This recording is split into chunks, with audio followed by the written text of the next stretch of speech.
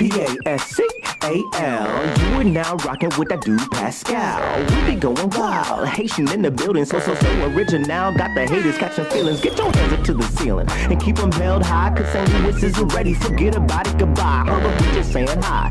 Five somebody, rise up. Weekdays, catch us live, somebody. Let's go. Good evening, everybody, and welcome to the Pascal Show. What's up? What's good, everybody? Hope you guys are doing terrific today. It's Tuesday night.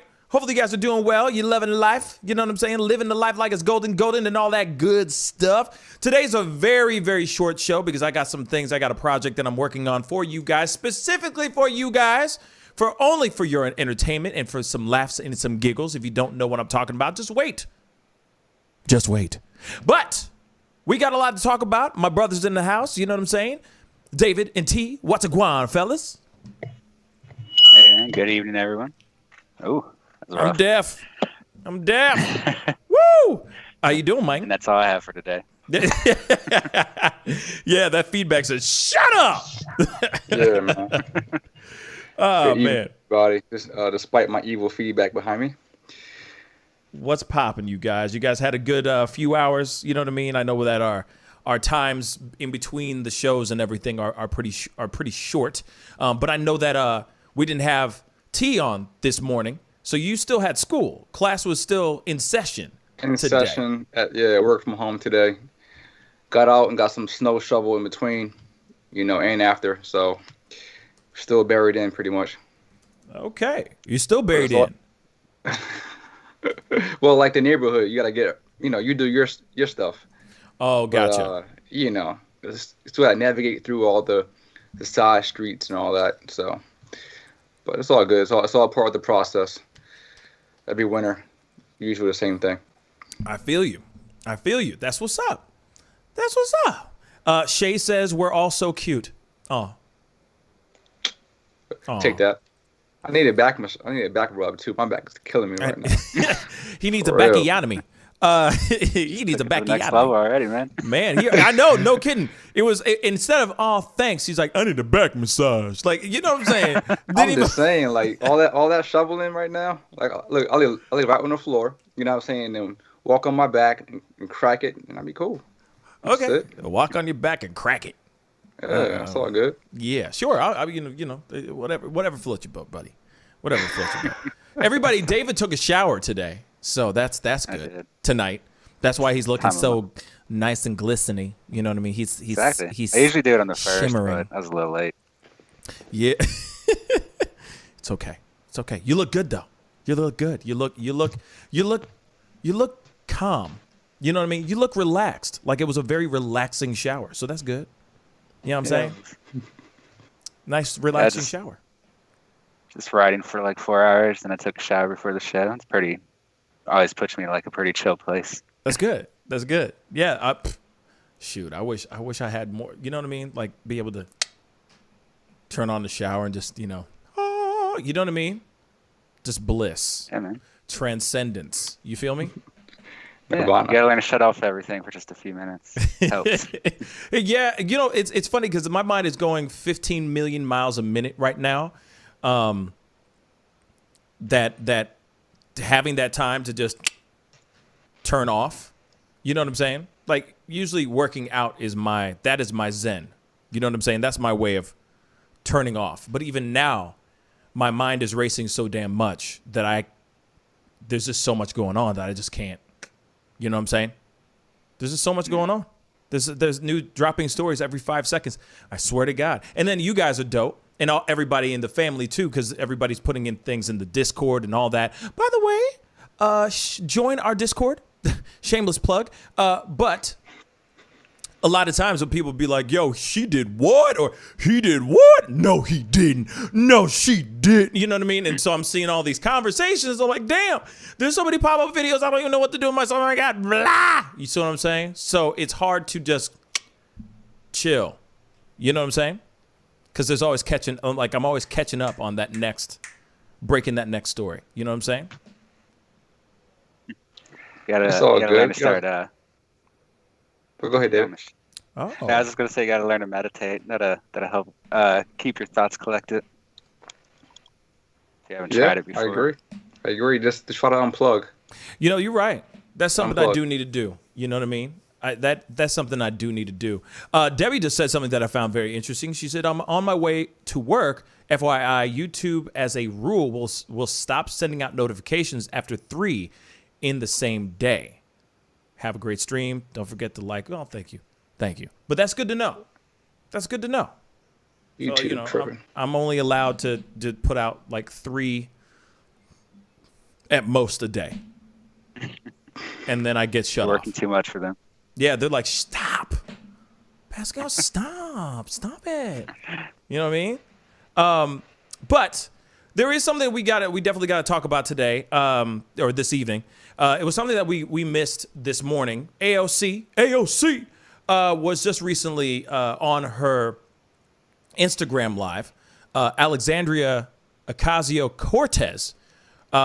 She was recently on her IG doing a long live video talking about her, just basically reliving her experience during the Capitol riots and how she felt like her life was over, that her life was hanging at the balance, you know, at a balance. And it's scary to think that for anyone to recount that experience. I can only imagine what they are really like, what they were going through, what was going through their mind, all of that. And we got the video here. I just need to pull it up here really quick. But before we jump into it, I mean, of course, in this video, she says a lot more than just her experience during this whole thing. She also talks about how she is a survivor of sexual assault. Like, it's crazy. She talks about that one thing, and then she breaks this story of, you know, she's like, just, you know, full disclosure, you know, I am a sexual assault survivor. And she goes into great detail about that experience. Well, actually, she doesn't go into great detail about that experience, but she talks about that briefly and basically like comparing her experience of the sexual assault to the actual riots that happened inside the building and what she had to deal with. T, did you send me the clip? Yeah, I put it in Skype, but is it in this? There it is. Thank you. Okay. Got it? Yes, okay. I do. But of course, you know, there's a lot to talk about. This is a very long video. This is a very, very long video. Hold on. This thing is tripping. How's it going? Hey, everybody. Hold on, guys. There we go. Thanks for joining. So we're going to be going through it we're going to be going through chunks of it instead of watching the whole thing, because it's an hour and a half long, y'all. We ain't got time for that. We ain't got time for that. No, ain't nobody got time for that. Unfortunately, we got a very short show today. You know, we got the show's going to be done in about 30 minutes. So I'm going to try to give you guys as much as I can of this live stream and just kind of look at the bullets, you know, look at the moments that I feel really stuck out. You know what I mean? So let's get it started, shall we? Hi, everyone. Happy snow day. I hope everyone's been able to kind of take today, at least if you're in the Northeast, at least if you're in New York. We've had a ton of snow come down over the last couple days. And I want to just say a couple of things in advance. One is that first of all, I am sorry if this live is like very wide-reaching. It's not my intent to ramble, but a lot went on and a lot led up to what went on, and I think it's important to talk about it. Facts. Okay. Come on, speak on it, girl. You know, that's first things first, is that thanks for your patience as I try to communicate this story to you in advance. Secondly, I think it's important for me to say that my story is one of many stories of what happened in the Capitol. There were food service workers that were afraid for their lives.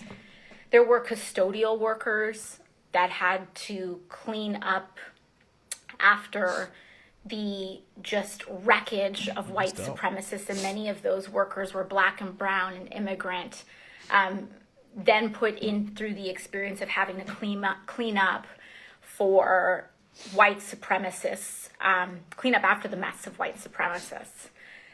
There were other members of Congress, there were staffers, there were children. And so all of this is to say is that my story is just one story. That is true. It's not the only story, nor is it anywhere close to the central story. Facts. But the reason why I think it's important to share is because so many of the people who helped perpetrate and who take responsibility for what happened in the Capitol are trying to tell us all to move on. And they're trying to tell us to forget about what happened. They're trying to tell us that it wasn't a big deal. They're trying to tell us to move on without any accountability, without any truth-telling, or without actually confronting the extreme damage, physical harm, loss of life, and trauma that was inflicted on not just me as a person, not just other people as individuals, but on all of us as a collective and on many other people. And that we cannot move on without accountability. We cannot heal without accountability. And so all of these people who want to tell us to move on are doing so at their own convenience. Now, the question, I don't mean to pause it really quick, but this is the question that I would like to pose to everybody in the chat as well. When is the break-off time to tell somebody to move on from something that was traumatic to them? When is the time to, like she just said, people are sitting here going, oh, move on. When do you guys think it's the right time to move on? Some people think that she is just trying to milk this for all it's worth, getting the attention as best as she can, because obviously she is in politics and could be using this. This is what they're saying, theories, that she's using this to, pander to potential future voters, trying to grab people's attention in some sort of way. So the question is, when is it time for somebody to really move on? Now, here's the other thing. It is the 2nd of February. This is the only other thing I'll say. It's the 2nd of February. This happened almost 4 weeks ago. Almost 4 weeks ago. So, the question remains, when do you think it's time to tell somebody to move on? Is it a week later? Is it a month later? Is it a year later? Mind you, this is the second time she's done a live video talking about this event. She clearly is moved. So, had that question. Comment down below. Let me know what you think while we watch this. The other thing that I want to say is that to friends and loved ones close to me, I want to apologize to them in advance. Sorry if my voice is shaking, but if you are learning things about me in the course of this live that you didn't know before, and it's not, a thing about hiding or anything like that, but, sometimes you just can't tell the same story over and over. So anyways, the reason I say this and the reason I'm getting emotional in this moment is because these folks who tell us to move on, that it's not a big deal, that we should forget what's happened, or even telling us to apologize, these are the same tactics of abusers. And I'm a survivor of sexual assault. There it is. And Bingo. I haven't told many people that in my life. Well, she just told millions of people just now. Millions. I commend her, but she just put that out for everyone to hear. So, just want to point that out. But I commend her for doing when we go through it. trauma compounds on each other. And so whether you had a negligent or, a neglectful parent, or whether you had someone who was verbally abusive to you, whether you are a survivor of abuse, whether you experience any sort of trauma in your life, small to large, these episodes can compound on one another. There's no, something really big happening to you, and then you deal with it, and then you move on, and then when something else happens to you, you deal with that, and then you move on. All of our experiences make us who we are, and that's also to say that most people live with trauma. And it's not and that doesn't even diminish, any of the trauma that any one of us may have been through.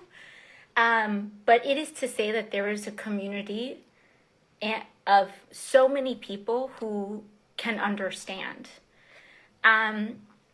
So when I see a party who cheered on violence that killed 5, maybe now 6 people. A second Capitol police officer took their life in the aftermath of the attack this past week. When we are still losing people, when we don't know how many people are going to develop PTSD after what happened, when we don't know how many people are still hospitalized. I mean, there are people who, sure, they may not have passed away, but they lost fingers, they lost eyes. True. And a lot of injuries.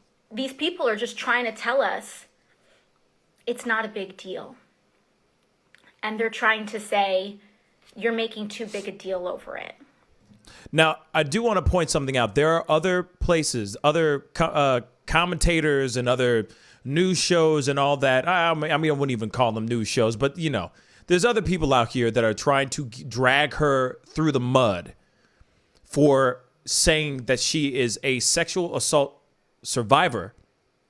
They're basically going, how dare she take the Capitol riots and try to compare it to sexual assault. And there's some people that are trying to basically throw her under the bus for saying this. My personal opinion, I think that's the most ridiculous thing I've ever heard. What they are trying to throw her under the bus for. What she's saying makes complete sense to me. Just because you get through something, right? Just because you go through a traumatic experience, like sexual assault, that stays with you. It doesn't automatically just go away. It always stays with you. When you experience anything traumatic, as much as it goes away 2 years, like as much as like you live on and 2 years later you have some sort of anxiety attack or you feel some type of way, those type of things still have a lasting effect on people. Why do you think we have war veterans that have crazy, crippling sometimes PTSD?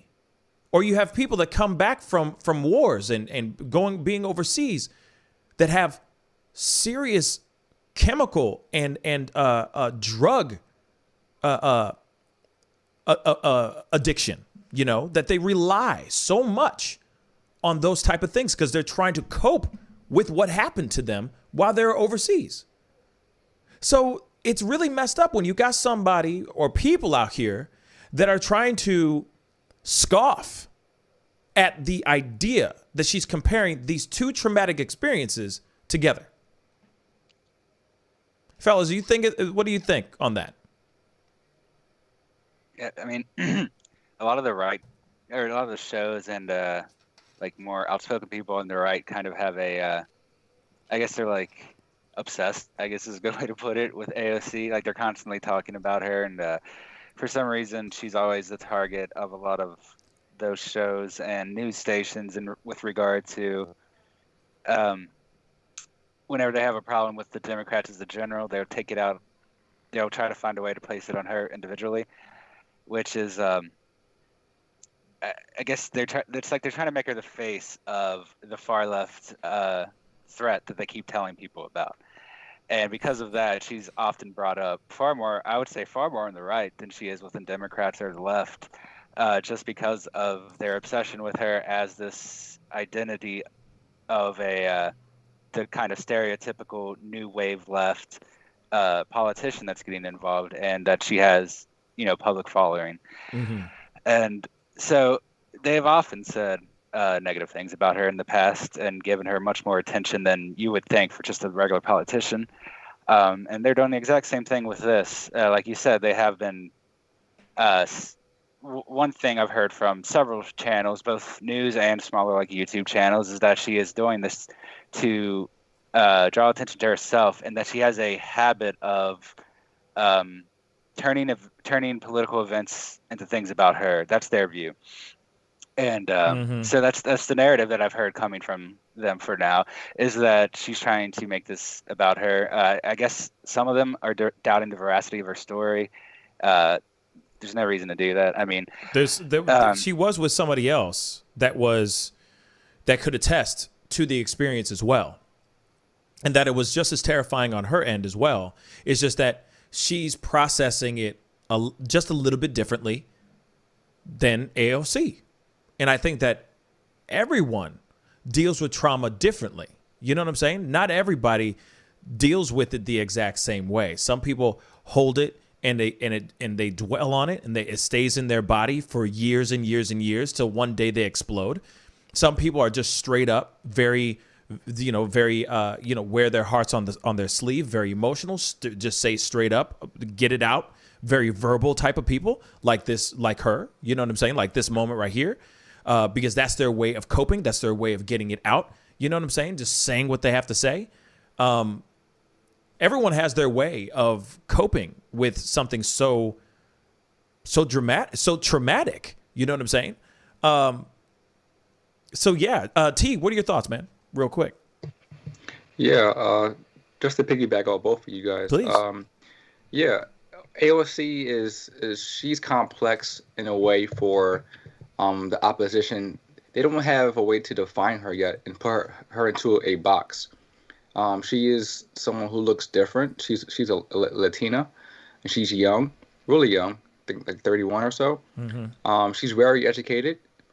She has some swag about her, and and she speaks her voice without any fear. And the white supremacists, especially, have no idea how to deal with her. So they definitely they're trying to define her by saying certain things about her, but they really can't even articulate how to express themselves because she's just different. Right. So they just pretty much call her all kinds of crazy names, just as a way to get out their frustrations. But any kind of trauma, I was saying in the chat, it's interesting because they always wanted us to remember 9/11 as traumatic. Right. But any kind of other personal trauma, since they get over it, that was a long time ago. So it's very hypocritical on their responses. It's funny you mentioned like 9/11, for example, because that's instantly what I think of as far as a traumatic experience. I witnessed 9/11 firsthand. I was there watching the planes go into the building and everything right there at ground zero. I saw those things with my own two eyes, and I experienced those things with my own two eyes. And the moments that I remember are still are with me. It's not something that you just walk away from. It's not something that you just kind of go, it's fine, moving on. Those things are still with you. If it's a traumatic experience, it's a traumatic experience. You can still there I could still smell the smoke. I could still feel the soot between my fingers. I could still do all those things, those visceral, tangible things, those tactical things that you just remember because you just automatically put yourself into that situation instantly, and you just remember. So for her to have this experience, and yes, thank God she's still alive. Thank God nothing happened to her, and nobody else, as far as elected officials, no one died and no one got maimed, and no one got hung or kidnapped or anything crazy like that. But it's still a traumatic experience. It's still you going, oh my God, am I going to see tomorrow? And then you literally are having your life flash before your eyes. Real talk. So when it comes to this kind of stuff, it's like, yeah, even so. Like I remember when it was like a week, 2, 3, something like that, later of after 9/11 happened, and people were sitting there trying to be like, literally like what she was saying. Oh, just get over it, move on. But there were people that I knew that were so affected by what happened that they weren't the same ever again. Some people started drinking. Some people were having just serious drug issues. Some people just dove face first into depression and were never, ever able to get out of that thing. So for her to sit here and tell us this story, I mean, I look at it as her trying to find a way to get it off of her. Yes, I understand that she's saying it to millions of people and millions of supporters of AOC. I get it. Probably saying it to an echo chamber, but that's what she needs. This is her way of therapeutically getting through this situation, through these emotions. Then, of course, you got to remember that too.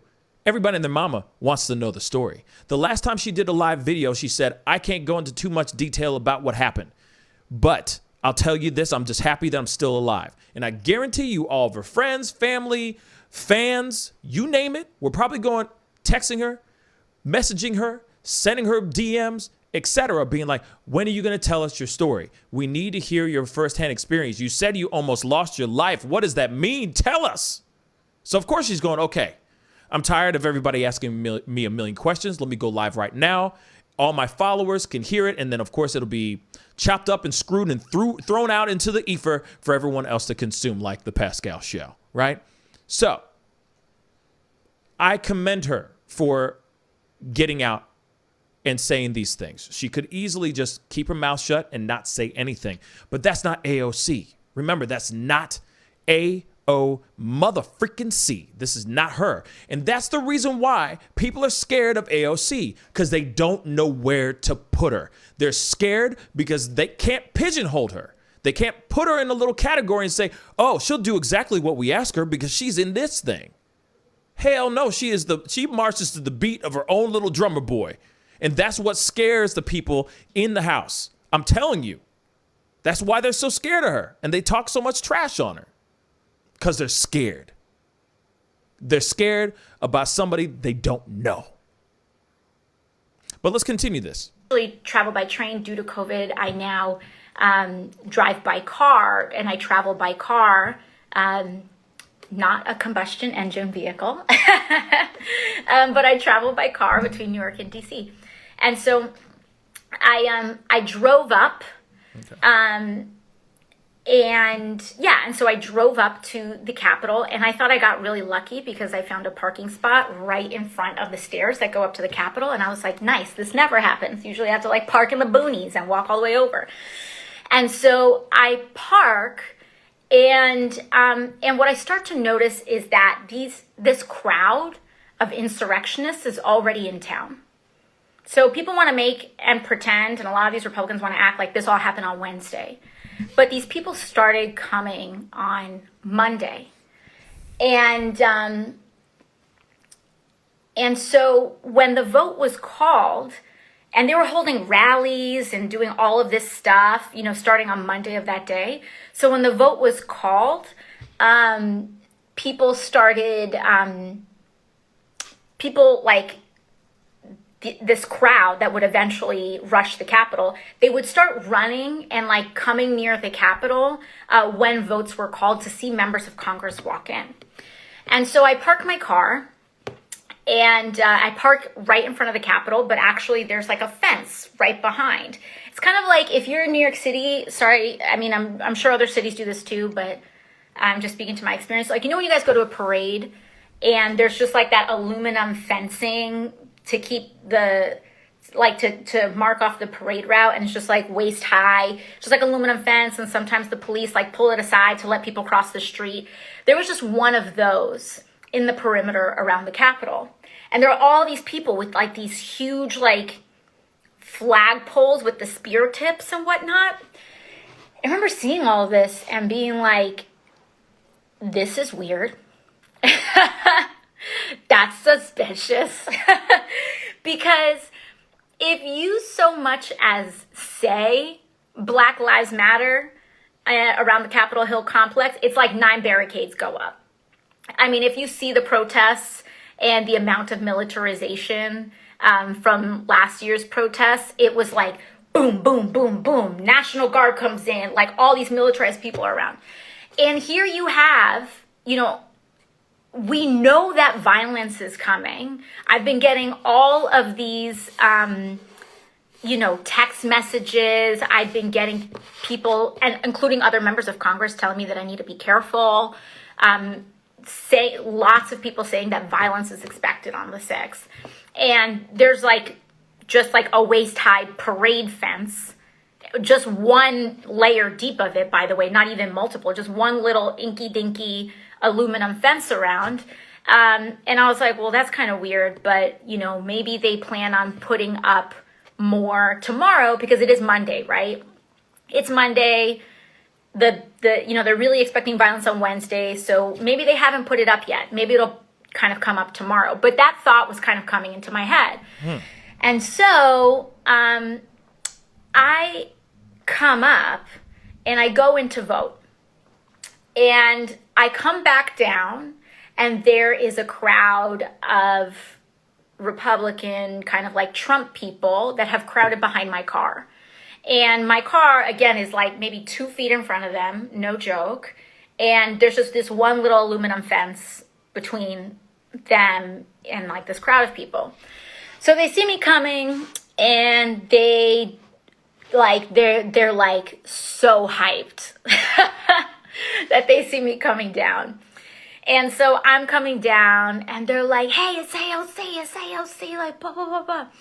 And I honestly just like play along. You know, one of the things that that some of like my campaigns and organizers tell me is that, you know, people may have a certain impression of me, but when they actually meet me in person, I like to think I'm a little disarming. You know, because I actually engage people, and especially when Fox News has kind of like drummed me up to be this like crazy cartoon character. When people meet me in person and I'm not that crazy cartoon character that they've created on television, like people don't really know what to do. So anyways, I kind of come down, and these people are like, AOC, blah, blah, blah. And so I walk down towards them, and they're right behind my car. And they all pull out their phones, and they say, hey, AOC, why do you hate this country? Recording me. Why do you hate this country? And I look back at them, and I said, hate this country? I was like, I love this country. That's why I dedicate every day of my life to it. Who would do that if they hated this country?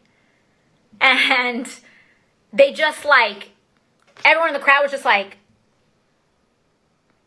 well, what? She's driving a car. She's driving a car. Like, they didn't know what to say in that moment. And so they were trying to make a thing about, you know, me driving a car and being an environmentalist. And they're like, oh, she's driving a car, like blah, blah, blah. And then they see that I drive an electric car. So then that argument goes out. I'm gonna scoot up a little bit here. Get up to and it's a long video. I just thought to myself, they got inside. Oh, here we go. It's too late for me to get into the closet. The meat and potatoes, y'all. So I tried to I go back in and I hide back in. What the heck is that? Let's do that again. Oh, that's weird. In the bathroom behind the door. And then I just start to hear these yells of, where is she? Where is she? And I just thought to myself, they got inside. This is weird because it's Shoot, totally. See, look, I'm banging over again. Bang, bang, bang, bang. Like I'm moving back a little bit. Nina, like, I'm gonna get us an amazing lunch. I'm gonna get us a banging lunch. Okay. Because it's just the right thing to do. And so we start doing that, and I start trying to figure out where I'm going to order lunch from. And my chief of staff calls. Now, this is around 12:45 p.m. So my chief of staff calls me and asks me, hey, how are you feeling? And I told her, I'm feeling great. I'm feeling amazing. Because Reverend Warnock and John Ossoff had just won the election the night before. Mm-hmm. And I was feeling sick to my stomach on Monday and even worse on Tuesday about Wednesday. It just felt like this tension was just, I thought I was going to really throw up. I felt so scared the 2 days before that about what was going to happen on Wednesday.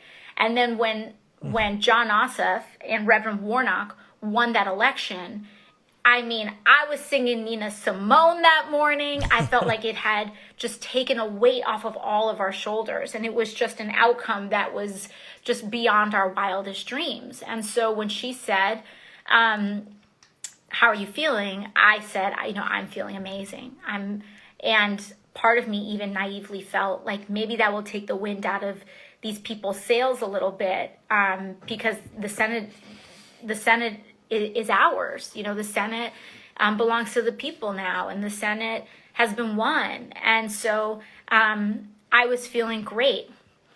And so that conversation lasts about 15 minutes. So that takes us to about 1:01 p.m. Here we go. And I go back to scrolling through lunch options for what we're going to order, when all of a sudden I hear boom, boom, boom, boom, boom on my door. And then I hear these huge, violent bangs on my door, and then every door going into my office. Whoa. Just bang, bang. Oh, shoot, see, look, I'm banging over again. Bang, bang, bang, bang.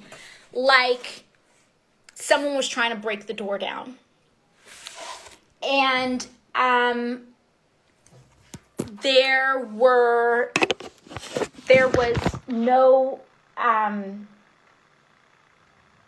no voices. There were no yells, no one saying who they were, nobody identifying themselves, and just boom, boom, boom. And I just get up like this, and I run over to the legislative office, and I run over to G, and G just looks at me back, and he just goes, hide, hide. Run and hide. Can you imagine that? And so it's insane. I run back into my office. I slam my door. There's another kind of like back area to my office, and I open it, and there's a closet and a bathroom, and I jump into my bathroom, and I close the door, and I just keep hearing these bang, bang, bang. And I jump into my bathroom and I close the door. And then I realize that the bathroom was the wrong choice. I should have jumped into the closet. And so I start opening the door to the bathroom so that I can. Oh, sorry, you guys can't hear me. So I hear these bang, bang, bangs, and I start opening the door to my office, and I start opening the door to my bathroom, and I'm gonna run across to the closet. And sorry, you guys said I'm muffled, so let me repeat this part a little bit over again. Sorry, this is a little hard to hear, guys. I'm trying to, like, as you know, my door hinges right here. Okay, here we go. Where is she? And I just thought to myself, they got inside. And so I hide behind my door like this, like I'm here, and the bathroom door starts going like this, like the bathroom door is behind me, or rather in front of me, and I'm like this, and the door hinges right here, and I just hear, where is she? Where is she? And this was the moment where I thought everything was over.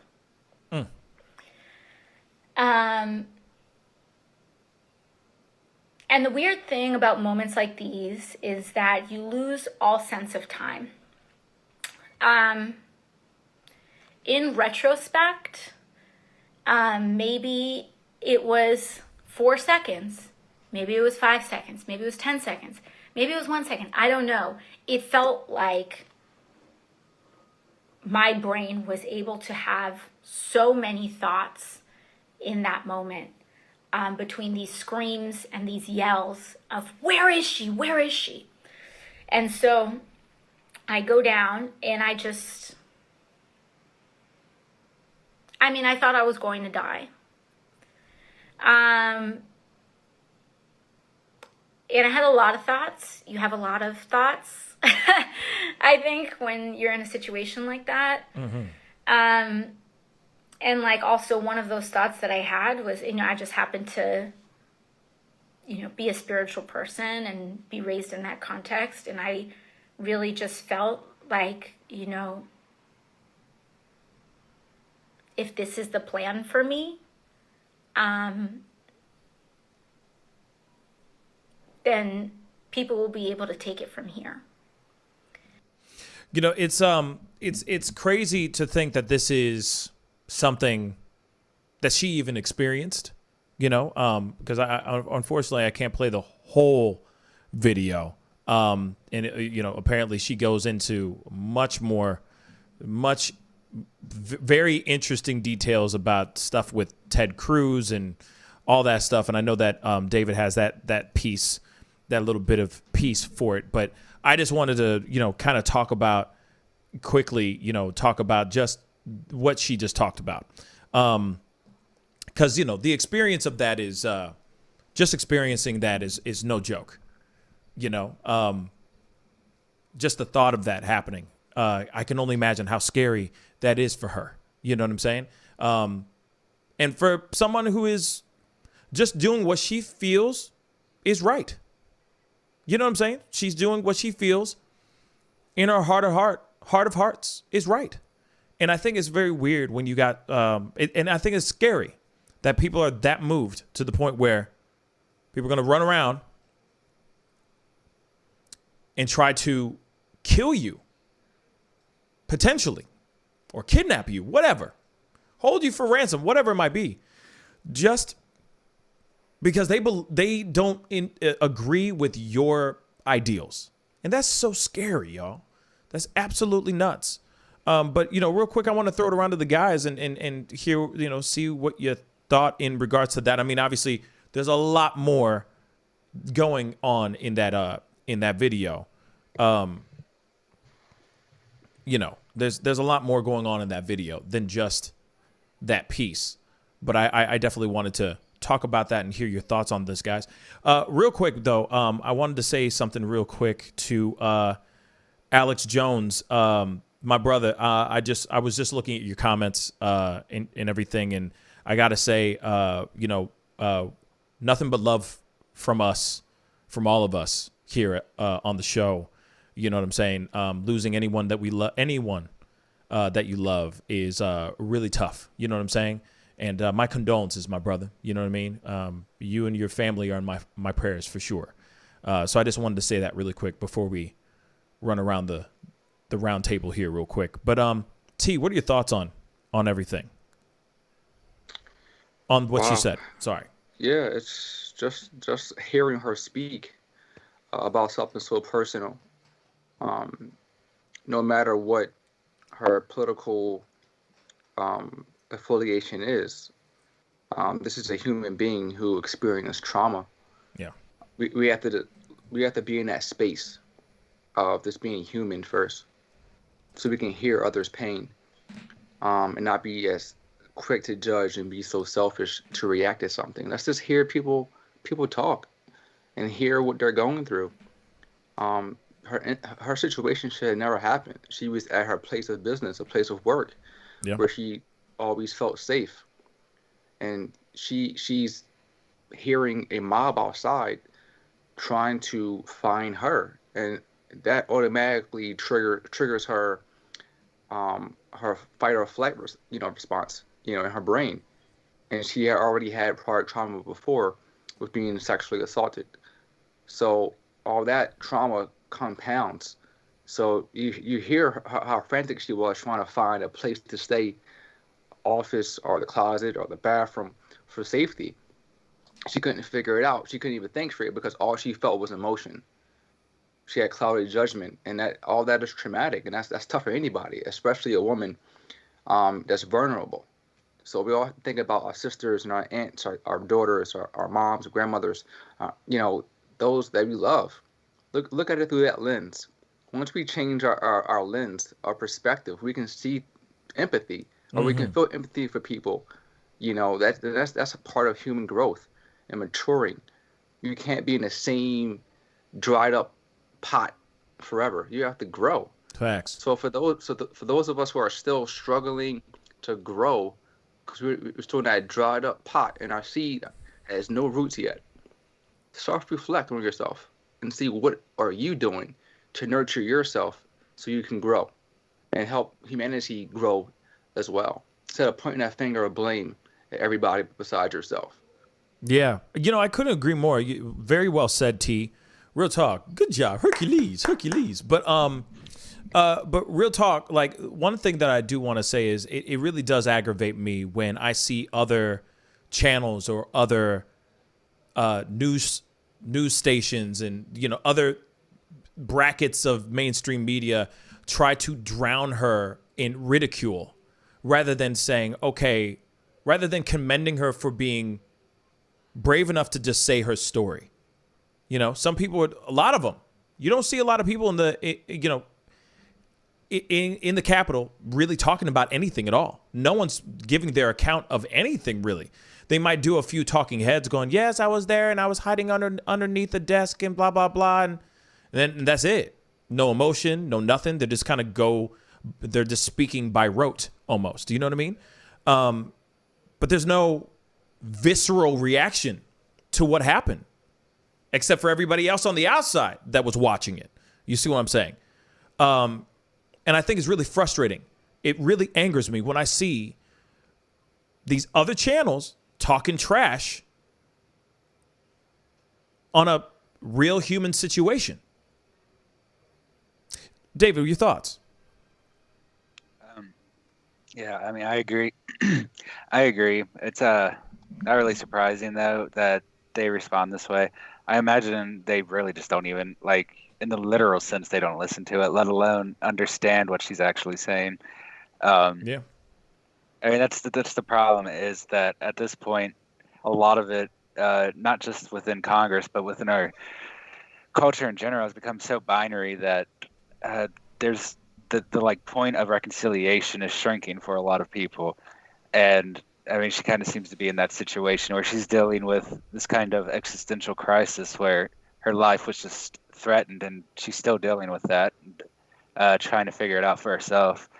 And and anything she says to, like, for instance, this Instagram message, I guess it was to her either her fans or her constituents, to try and explain herself to them, and semi-personal type thing. I mean, it's to millions of people, but it's a little more intimate than you might normally expect from her, and they're not going to listen to it. I mean, to be fair, most people aren't going to listen to an hour and a half of it, but they're not even going to try to get through the key points. And even if they listen to those key points, they're not going to hear it. They're going to hear what they want, and they're going to hear her trying to turn it into something about herself, because that's what they expect, even if she's not doing that.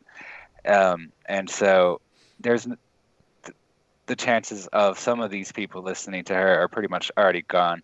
And it can get worse. I mean, we're at a point now where people are almost across the board, except for maybe about 30% of the population, they're either on one side or the other of this political problem. And even though they don't have a voice anymore, that 20 to 30% that supported Trump is still out there. That percentage hasn't disappeared. No. I mean, they've largely been, not largely been, but they've been silenced from like Twitter and some of the other major sources. But they're still there, and there still needs to be an attempt at reconciliation at some point. People need to start talking to each other across the lines, and people need to start listening. Like this presentation or conversation she had on Instagram was very important for her and for her people, or by people I mean her constituents, and this whole incident will probably be a part of her political identity for at least the next decade. And so what I would like to see is that some response from the right, from Republicans, maybe Ted Cruz or others, who have they're like currently like trying to get at her for saying that Ted Cruz tried to have her killed and get her to apologize for that. But instead, if maybe they all just they're not going to, but if they just got together and actually listen to what people have already said about what's happened to them, a lot of the answers they're looking for are already there. They just don't want to hear it from each other. And that needs to change, because it's seeping into the whole society. Politicians will not work with each other. They don't want to hear each other. And you're starting to see this with people now. Like, I mean, with the common people, there's a huge percentage of people that hate AOC just because of their political leanings or her political leanings. And that's not going to change. But we need to start trying to give a personality to these people. Like, AOC has her personality and she's putting it out here, but it needs to be something that people on both sides see. Like, we need to start humanizing each other, which is a thing that's not happening right now. People are trying to dehumanize each other, saying that we shouldn't have reconciliation, or that you shouldn't listen to people because if they did something bad in the past, you need to make them pay now. That's not going to make anything better. That's just going to make it worse. Revenge always, like, what one eye, I forget the saying, but like, an eye for another leaves kingdom blind, with like a one-eyed man leading them or something. But it's kind of the situation we're in. People are getting blind to what each other are doing and what each other are saying, even though the information's right there for them to know about it. And it's just going to keep getting worse until something changes. I don't know what that something is. It wasn't the 6th, obviously. It's got to be something else, something that people can come together on. Because right now we don't have anything people can come together on. We have something only half of each people can come together on, it seems like. And we need to find something to unite people. And that way they can start looking at each other as, say, Americans instead of as communists or what's the other one? Fascist or something like that. It's a point we need to get to. And I'm hoping that over the next 4 years, as the conversation quiets down, that we might start getting to that point. But we're not there right now. I think this might be a first step. But it really depends on if people start responding to each other, or if they just keep sharing their experiences is good. But people need to start listening to each other, and I'm not sure if we're there yet. I don't know. I think for 4 years, things have been building to a point right now, which is obviously what happened on the 6th. I think that something happened, the election happened on the 16th. On 2016. The election in 2016 happened, and I feel like that was the start of it just kind of building to the point where January 6th, everything went to ish. You know what I'm saying? I think that there are a lot of other stories that need to be told. And I just saw somebody making a comment, Brandon C. on here, saying, hey, 47 people died during the BLM Antifa riots in 2020. Compare that to the to the Trump supporters, please. He's saying that we're being over dramatic and all that. But here it is. I would love to hear first, I would love to see videos of people talking about their experiences during these riots as well. Those riots, I'm sorry, not just the Capitol riots, but those riots as well. I'm sure that we would be more than happy to sit down and read or watch those videos and talk about them live on the show, because that has a special place in my heart as well. You know what I mean? As far as BLM goes. So, I mean, it's not like just because she made a live video, that means it's just like, oh, poor AOC. No, it's just, she is just accounting for the experience that she had. And there's a lot of other people that have not stepped forward. She's the only one so far that has stepped forward and actually talked about what it was like trying to hide, trying to dodge. And that says a lot. No one else has said anything? That seems weird. No one? They may say, like I said, they may respond in a very, oh, this is what it is and blah, blah, blah. Here it is. This is what happened. Blah. Oh, thank you so much. This is CNN. And then that's it. They're not talking about it in a visceral way. They're not talking about it in being candid about their firsthand experience. It's very trained. It's very rehearsed. What she did was something that I feel like a lot of people, a lot of these guys, a lot of these politicians and elected officials don't have the balls to do. So I give her mad props for having balls, man. That's one thing AOC has. I'll tell you that. She got balls. You know what I'm saying? So wherever you stand on your opinions about AOC, you know what I'm saying? She definitely has some guts. And the fact that she told us those stories to millions of people, real talk, I commend her for it. I commend her for being straight up and funky about it. But anyway, guys, that is the video. That is the show today. Unfortunately, I got to run and all that. I got to jump off here. I got some work I got to do for the show. So hopefully you guys will enjoy it and everything.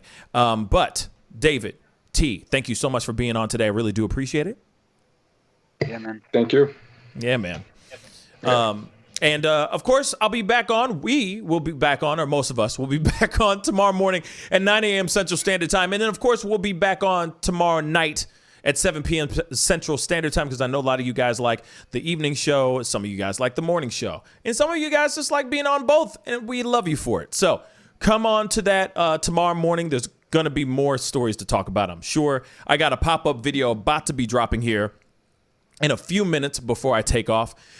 So be on the lookout for it. And yeah, we got to get going. Be good to yourselves. Be good to one another. And I'll see you guys tomorrow morning at 9 a.m. Central Standard Time. This is The Pascal Show. Bye.